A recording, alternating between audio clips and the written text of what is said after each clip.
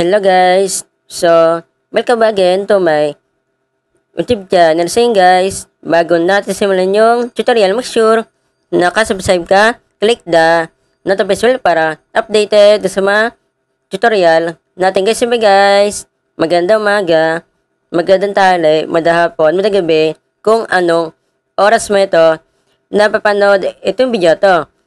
Meron po sa guys na isi-share naman po na about po sa hotspot kung para ba mapabilis po yung internet connection po nyo guys. Halimbawa, meron po sa inyo nakiki-hotspot. Pwede pa po nyo mapabilis po yung internet connection po nyo para po yung mga hotspot po sa inyo ay mabilis po. Punta po tayo sa data muna. Buksan natin yan.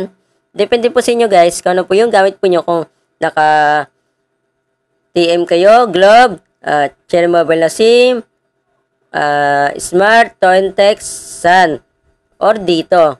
Andito po tayo sa cellphone po ng papa kasi nga po, siya lang po yung may load po sa SIM guys. Kasi naka wifi po kami guys eh. Open natin yung hotspot. Then punta po tayo sa pinaka settings po na hotspot. Then hotspot settings po natin. Gagawin po natin siyang fiber connection po. Punta po tayo dito sa AP band. Nakita po nyo guys, itong 2.4 GHz band. Meron po siyang 5.0 GHz band. Di ba kapag connect po tayo sa PLDT fiber, Converge fiber, Vida Saya fiber, Globe fiber, basta guys yung mga binabayaran po guys ng monthly po na mahal ay fiber connection po yan guys. Kapag connect po tayo dyan, meron po tayong makita po na dalawang connection po. Ibig sabihin po meron po siya guys na 5.0 GHz band guys 5G connection na po siya. Dito muna tayo sa 2.4 GHz band. Click natin yan. Then check po natin. Speed test muna natin. Mamaya lilipat tayo sa cellphone ko.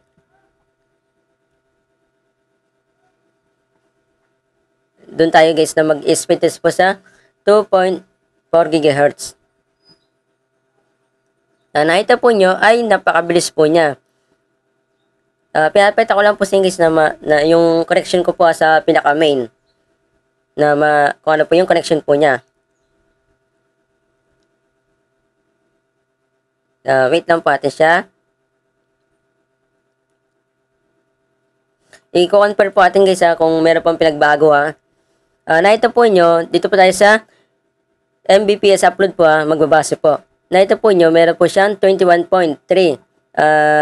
Doon tayo sa isang cellphone ko. Kano yung speed test po niya kapag connect po dito guys. Tara, let's go!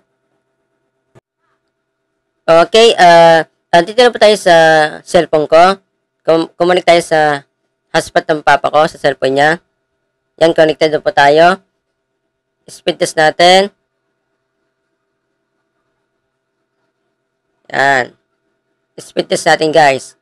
Ay po yung nasasagap ko guys na speed test po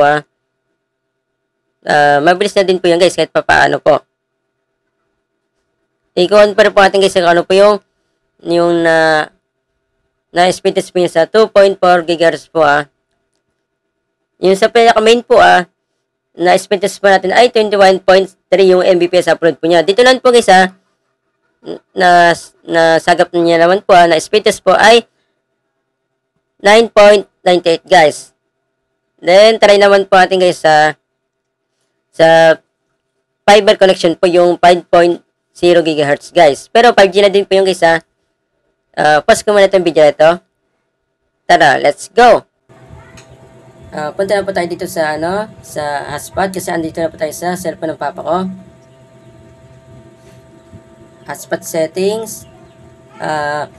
Kung meron pa kayo problema po sa data or sa wifi meron po akong playlist po yung guys pati na rin po yung internet po nyo kung paano ba mapabilis po yung connection po nyo guys. Ilagay ko din po sa description ng video ko po guys yung tutorial na po yan para po matutunan po nyo. I-click nyo lang po guys Then click po natin itong AP band. Click po natin itong 5.0 GHz band. Hindi po ito katulad po ng ng PLDT Fiber, Converge, mga ganun guys. Pwede pong pagsabayin po dito po sa Android phone, tsaka po sa tablet, ay bawal po siyang pagsabayin po. Dapat po, pipiliin pa po yung gusto po dyan na band po, AP band. Then, check po natin.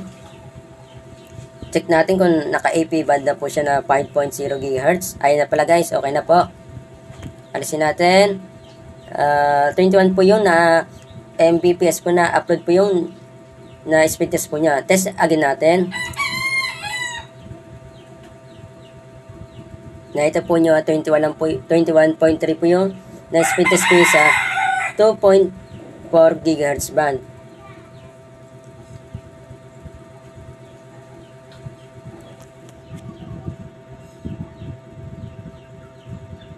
Kita tayo po nyo guys bumulis po yung connection po niya, naging 29.4 na 4 po yung Mbps upload po niya. Doon tayo sa isang cellphone ko, speed test na po natin siya. Tara, let's go! Punta tayo dito sa Wi-Fi. Mag-disconnect po tayo dito kasi nga po binago po natin yung band po. Makita po nyo guys, meron na po siya guys na 2.4G tsaka po 5G guys. Yan. Click na po natin yan. Speed test na po natin. Nakita po nyo, 9.98 Mbps upload na po siya. Then, test again na po natin.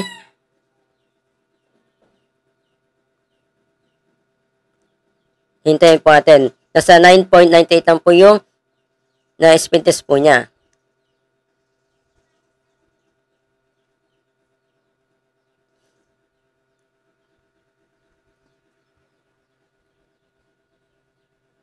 Ayun guys, nakita po nyo. From 9 Mbps upload po, naging 15.5. Yan po yung kapangyarihan po guys ng naka-fiber connection po guys. Dito po nyo malalaman po guys kapag pwede po sa inyo po yung gawing hotspot po guys, gagawin po siyang fiber. Kapag meron po kayo, nasasagap po guys na 5G po. Try natin guys sa isang cellphone ko. Papatunayan ko po sa inyo guys na paano ba malaman kung pwede bang gawin yung isang cellphone guys na gagawin pong fiber connection para po mapabilis po yung hotspot po guys. Kung ikaw naka-Android phone, tablet, ituturo ko sa inyo guys pause ko muna itong video ito. Doon na tayo guys. Papakita ko na sa inyo. Tara, let's go! Okay, dito na po tayo sa isang cellphone ko. Itong Vivo Y11 na nabili ko po ng second hand. Punta po tayo dito sa settings. Ituturo ko po sa inyo kung pwede bang gawin po yung Android phone po nyo or tablet na fiber connection po yung hotspot po nyo para po yung mga connect po sa inyo ay mabilis po yung internet connection po. Punta po tayo dito sa Wi-Fi. Unang-una po, punta po tayo dyan. Dito po nakita nyo naman po, di ba nakakonect po tayo sa isang cellphone ko. Meron po nakalagay na 5G. Ibig sabihin po itong cellphone na ito ay hindi po siya guys na nakakasagap po ng fiber connection po. Kaya po wala po siya nakalagay na 5G. Hindi po natin malaman yung makakonectan po natin ng Wi-Fi kung fiber connection po siya or hindi kasi wala po siya nakalagay guys na 5G. Kapag wala pong ganyan po hindi po natin magagawa po yung sa hotspot po na mapabilis po yung internet connection po niya. Yung gagawin pong fiber. Punta tayo dito sa other network.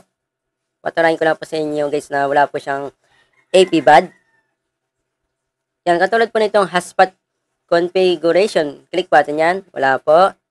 Then, ito pong data limit per use. Wala po. Maximum number of connection. Click natin yan. Wala po. Then, ito pong turn off hotspot automatically. Click natin yan. Wala po. Then, itong other sharing mode. Ayun guys, wala po yung AP band na hinahanap po natin para po maging fiber connection po siya.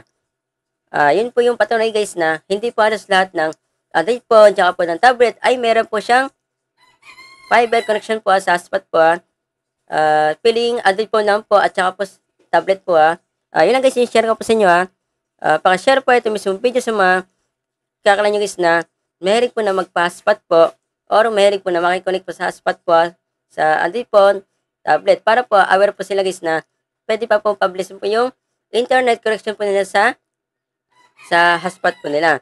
Kapag sinare niya ito mismo video sa mga kakaran yung isa, kahit na din nyo kakilala, dadami itong views, mas madami tayong natulong na tao. Bilang pumasat po, God bless po, ingat po kayo.